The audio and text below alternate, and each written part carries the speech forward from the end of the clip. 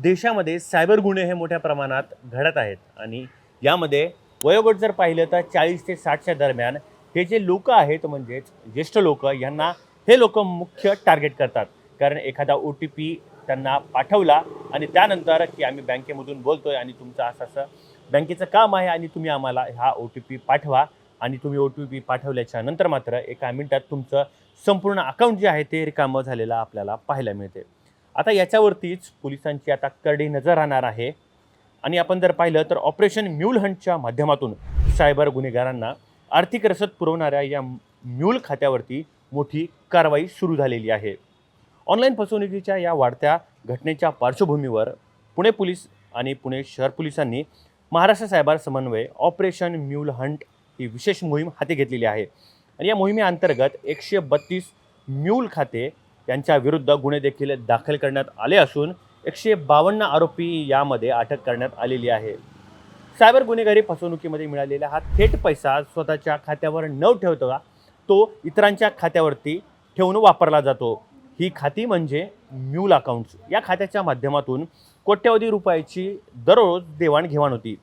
त्यामुळे अशा खात्याचा शोध घेऊन यावरती कारवाई केली जात आहे. यामुळे अशा आता खात्यांचा शोध पोलिसांकडून घेतला जाणार आहे आणि सायबर गुन्हेगारीसाठी ही आर्थिक पुरवठा खंडित करणे एकंदरीत या मोहिमेचा सध्या हा मुख्य उद्देश देखील मानला जातो.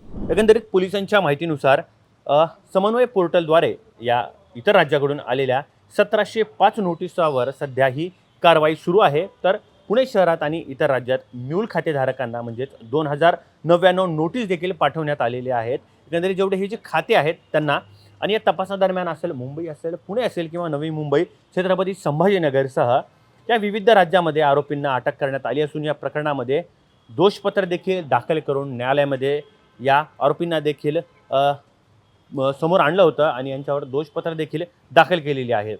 या कारवाईमध्ये केवळ बँक व्यवहारच नाही तर त्यांची जे कॉल असेल रेकॉर्ड असेल डिजिटल पुरावे असतील किंवा जे त्यांचे काही गैरव्यवहार असतील यावरती आता सायबर टोळींशी असलेला संबंध सखोल याचा तपास केला जाणार आहे.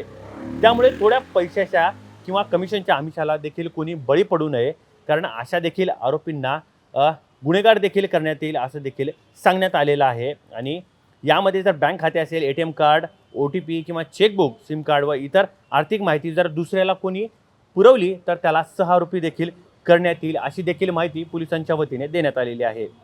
या कारवाईसोबतच जनजागृती मोहीम ही देखील मोठ्या प्रमाणात सध्या राबवलेली आपल्याला पाहायला मिळते. यंदा शहरामध्ये 1142 जनजागृती कार्यक्रम आहेत ते आयोजित करून सुमारे 3 लाख नागरिकांपर्यंत सुरक्षित डिजिटल व्यवहार संदेश पोहोचवण्यात आलेला आहे. आणि यामध्ये शाळा असेल महाविद्यालय असेल IT ऑफिस असेल किंवा मोठमोठ्या ज्या ठिकाणी कॉन्सर्ट घेता येतील त्या ठिकाणी कॉन्सर्ट घेऊन या ठिकाणी सायबर सुरक्षेची जी मार्गदर्शन आहेत ती देखील सांगण्यात आलेली आहेत. आणि मुख्य म्हणजे सायबर गुन्हेगारी हा डाव फक्त पोलिसांनीच हाणून पाडला नाही तर प्रत्येक नागरिकाने यामध्ये सतर्क राहून आपली सध्या जी बँक खाती आहेत आणि आपली गोपनीय माहिती आहे ती मात्र कोणालाही देऊ नये. आणि आपला जो OTP क्रमांक आहे किंवा बँकेमधून जर एखादा फोन आला आणि मी बँकेमधून अधिकारी बोलतोय तर यावेळी तत्काळ बँकेशी तुम्ही जाऊन स्वतः संपर्क साधा असं देखील पोलिसांच्या वतीने सांगण्यात आलेलं आहे. आता या सायबर गुन्हेगारीसाठी सायबर जे आता एकंदरीत जी सायबर गुन्हेगारी मोठ्या प्रमाणात वाढत आहे यावर मात्र आता करडी नजर पोलिसांची देखील असणार आहे. थोडक्यातसाठी अमित मुंडे, पुणे.